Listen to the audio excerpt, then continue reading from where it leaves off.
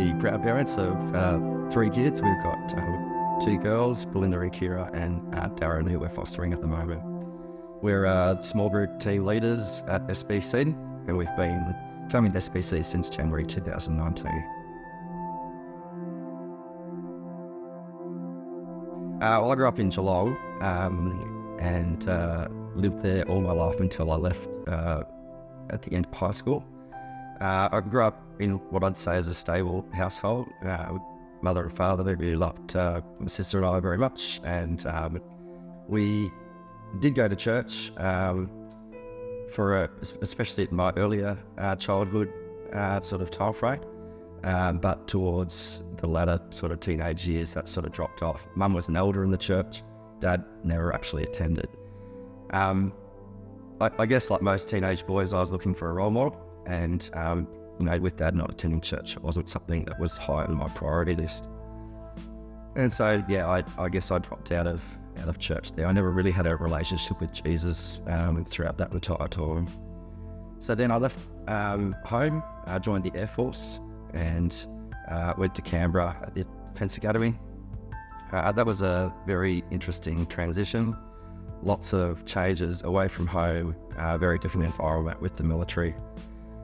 I got through 3 years of that. Towards the end of that 3rd year, had a fairly life-changing moment where one of my course mates took her life, and it affected everyone differently, but for me it got me questioning the meaning of life and what was going on with us when we die. And so that sort of stuck with me for a little while, but nothing really happened at that point. And then I went to pilot's course after the academy. During that time, I struggled a little bit in the sense that I never really felt like I fitted in. It was very much a work hard, party hard type culture. And, I guess I tried it for a little while. Just the shoe never fit quite well.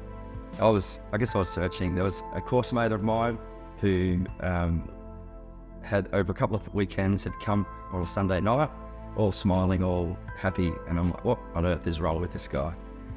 So we talked about things, and I found out he'd going to church. So I actually went with him one night to one of their services. But in a funny sort of way, he didn't really want me coming to his church, which is a bit of a strange thing to say, but I understand why. It was sort of his outlet. But what it did do for me was it prompted a bit of a talk with my mum at the time, who said, your sister's going to a Baptist church. Back in those days, we didn't have Google, so I'd let my fingers do the walking through the phone book, found a Baptist church, and went along. Ultimately, what happened was I was loved in the church. The youth group leader at the time sort of came, sat with me, talked with me. I then became very engaged with the church. And so for me, that's kind of where my real relationship with Jesus sort of started. It wasn't a logical or fancy argument that got me into attending church. It was the love of the church really that did it.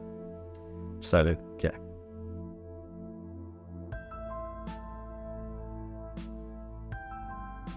So I grew up in a Christian home. All my grandparents were Christians, just about all my aunts and uncles and cousins and everyone. Very, very blessed. The church that I grew up in, though, were excellent at teaching the facts of the Bible. So you ask me any questions, like the longest book of the Bible, the shortest, who David was, who anyone was. Like I knew all the facts about the Bible. But it wasn't until year 11 we changed churches and joined a young adults Bible study group. And each week they'd go around the circle and say, so what have you been reading this week? What's God been teaching you this week? And I was like, what?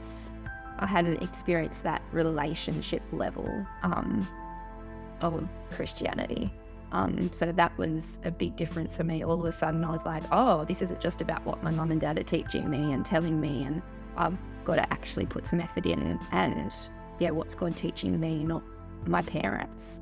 The awesome group of young adults hanging out with, learning lots from them, that's where I really developed a personal relationship with Jesus.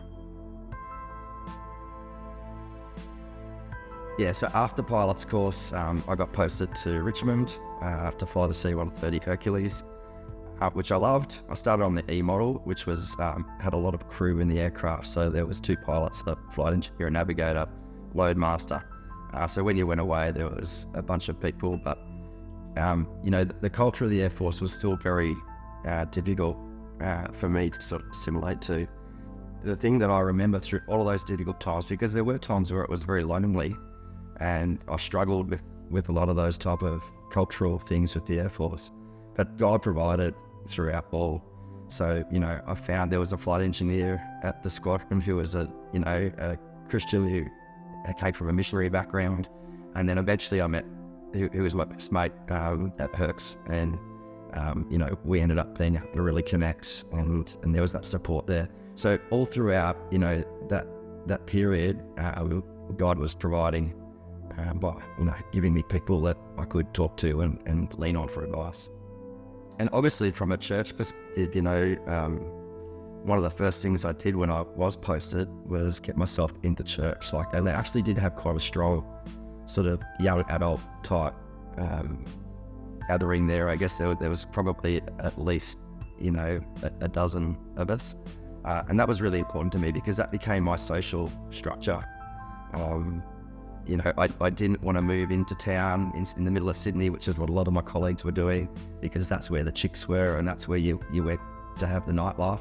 I actually stayed out in the western suburbs of Sydney, and really got myself involved with the church.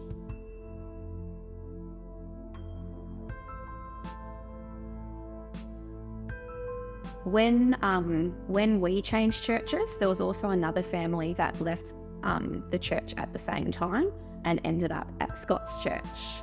And so we had a combined youth night, and I re-met this friend there, and she's like, "Oh, so are you seeing anyone at the minute?" I'm like, "Nope, I'm perfectly happy with it, thank you very much." And she's like, "You've got to give me your email address back then." Email address, I've got to, pass it on. And I was like, okay, whatever, as we were rushing out the door. And so it took a few weeks, and I got an email from Scott introducing himself, and we managed to organise a date, quick coffee catch up before he was heading off to Melbourne for Christmas and I was heading off to Beach Mission. Once we both got back from all the Christmas stuff, we started dating. And for me, within 2 weeks, I was like, I'm marrying this guy. Like, absolutely. He wasn't quite as fast as me. Met just before I was 21. He was very honest right from the very beginning, like within those first couple of weeks of dating. He's like, okay, so this is basically what having a relationship with me and a future with me will look like. I am here for a limited amount of time. I'm planning to become an instructor, which will take me here and here and here. And, we could end up living overseas. We could end up living anywhere in Australia.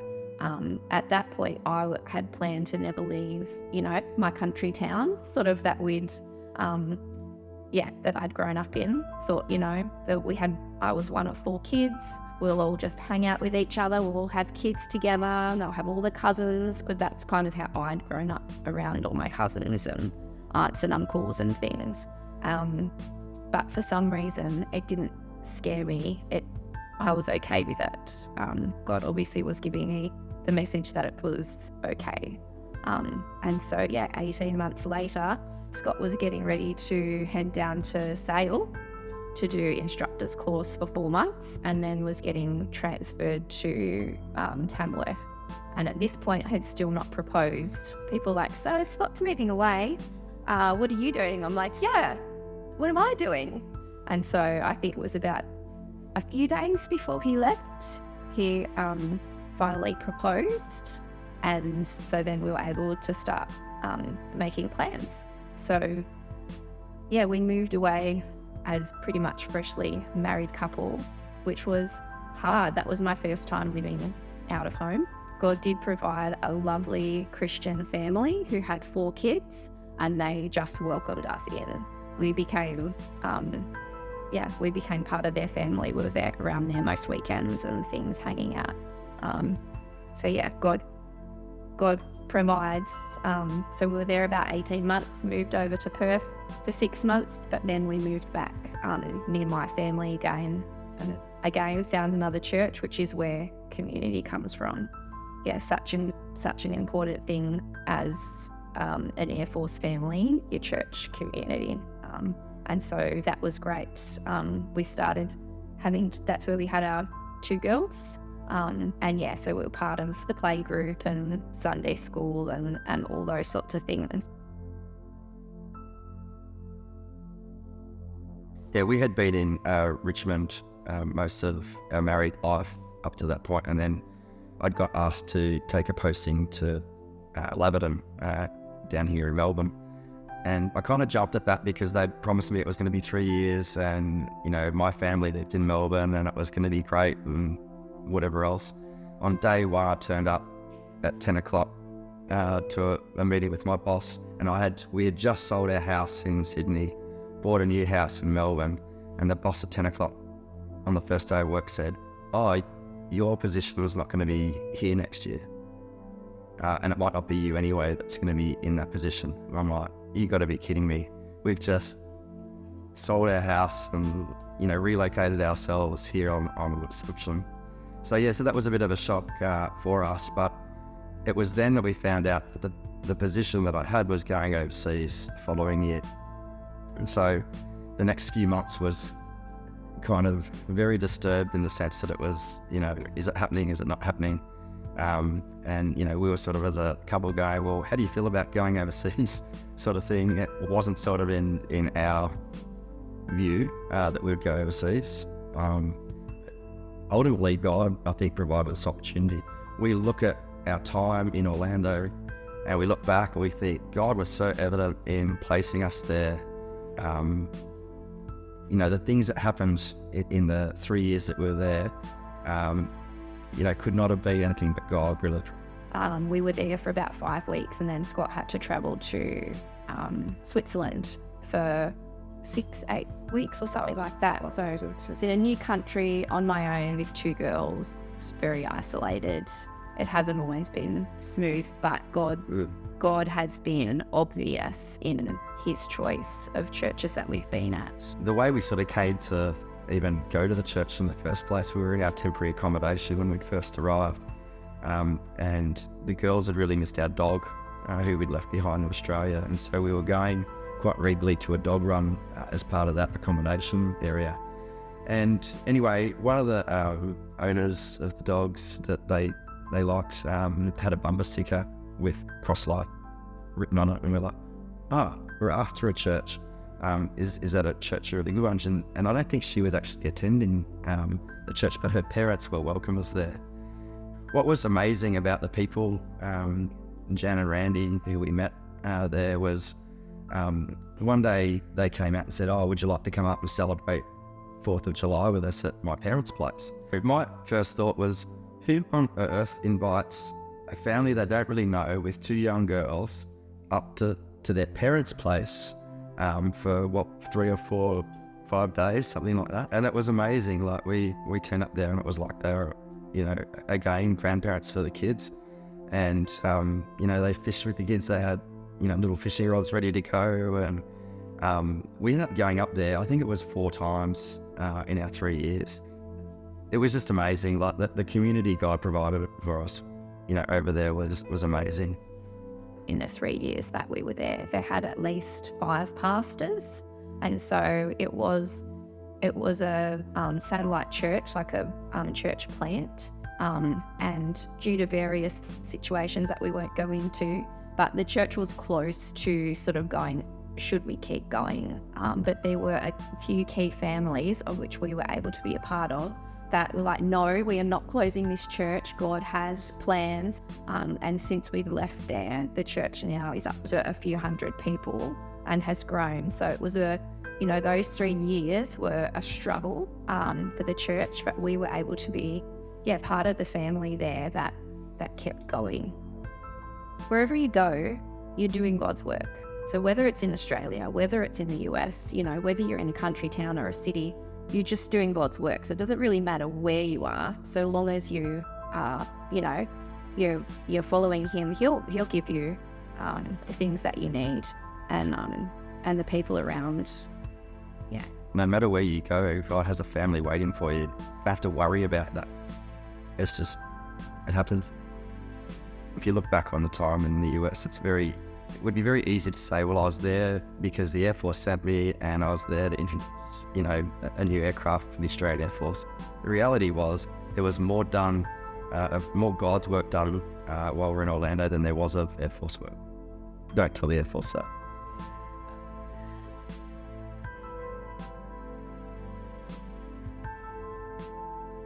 The last 6 months we're in the US, I knew they wanted to send me to Sale, but I tried a posting in Canberra, I tried a posting in Queensland, and ultimately they just kept coming back saying, no, we need you to, because of the knowledge you've got, we need you to be at Sale. And I'm like, oh, you've got to be kidding me. Because my experience of Sale, prior, I never liked it. I was on courses, I was working hard, because it was temporary, I wasn't part of the community. But the funny thing is how God works in the fact that we came here kicking and screaming, and now we've kind of set up base.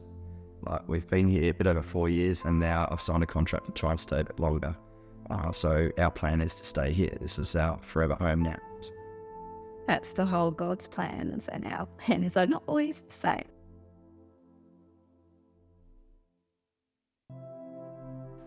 But another part of our story is we hope to have at least 3 kids. When we had Belinda, I got to 36 weeks and my body basically gave up. So my liver and my kidneys started shutting down. I was hospitalised and she was whisked out emergency C-section. I was in intensive care recovering for a few days, the doctor hoping I'd make it through. And so I had severe preeclampsia and the HELLP syndrome on top of that, which is another complication. And so it's not supposed to happen again, but Scott had said, if it happens again next time, that's it, we're done. So at 29 weeks, when I went for my checkup, the doctor's like, your face is looking a bit puffy. And I was like, don't even tell me that. And yeah, did a test and the preeclampsia was back again, but at 29 weeks. And so I managed to last a week before my body started shutting down again. So Kira was born 10 weeks early, and she did really well, but spent 8.5 weeks in hospital, which was, hugely traumatic. But Scott had said, if it happens again, that's it, we're done. And the doctors that were all involved were like, never let this lady have a baby again, or like miracle upon miracle. Like my kidneys and everything recovered. Like I could have ended up on dialysis for the rest of my life. So that was the end of having kids for us. But my heart still wanted more. So that was really, really tough. My mum and dad had done some foster care in my later teen or early 20s. So that was always in the back of my mind. But I'm like, maybe if we can't have any more kids, that, we can open up our hearts to other kids. I have more love.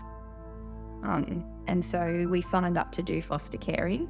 With COVID, they said, oh, look, would you take a baby for a few months? We thought that's probably a good idea instead of having kids coming and going. So enters little Darren for 3 months into our lives, and he never left. So he's 3 now, and that's been quite the journey for us. We didn't plan to add a 3rd child to our family in that way. Darren has Down syndrome. He also has undiagnosed celiac disease, and a bunch of other things that are yet to be diagnosed as well. So he is a challenge and a blessing. He is well and truly part of our family and part of our community, and our church family are just amazing with him. Don't have local family, so and Darren can't be given to anyone who hasn't gone through all the checks. And so people in the church community have stepped up and done all the ridiculous paperwork required to be able to babysit him. So once again, church is our family. God's providing. Yeah. I think for us, particularly small groups were invaluable, or connect groups, whatever we call them. They are the glue, I guess, that holds the church together in a way, because when you look at church as a whole, particularly when you're talking about over 100 people, very difficult to develop meaningful relationships with people. And I think, for us, getting involved in a small group was part of our process. Everywhere we went, we wanted to be part of a small group. And those were the groups where we had meaningful relationships, friendships that we developed that last forever. And so it's that relationship part of it, but it's also about growing together in our faith and coming to know Jesus better. Those type of things, going to church on a Sunday is great, and there's lots of benefits to that. But to get into the nitty gritty and the in-depth relationships and the learning of the word, that's really done at a more intimate level. And so, I think that's where a lot of our passion for small groups has come from, which is why we've kind of ended up being involved in the small group, connect group ministry. And so, we would say to everyone, get involved in a small group, because the rewards and the blessings are there. It's just nice to be part of what God's doing, around the place. Christianity didn't capture me with a fancy argument. It wasn't someone who put something together and convinced me. It was the love of God's people that drew me in, and that's the powerful thing for my testimony. When I look back, God's taken us places that we hadn't expected to go. We hadn't expected to add a third person to our family. We hadn't expected to end up back in Sale, where we got tried not to be. We hadn't expected to go overseas, and we actually hadn't expected to be homeschooling our girls either. And so even though we don't know what the future will hold for us, we know that God will be guiding our steps, and He's already there. When I first started going back to church, my mum bought me a Bible, and she wrote in the front of it, "Don't be afraid of tomorrow, God's already there." And that has always stuck with me, and I think that sort of permeates throughout our story, not to worry about what's going to happen in the future, because God's already there. He's already making plans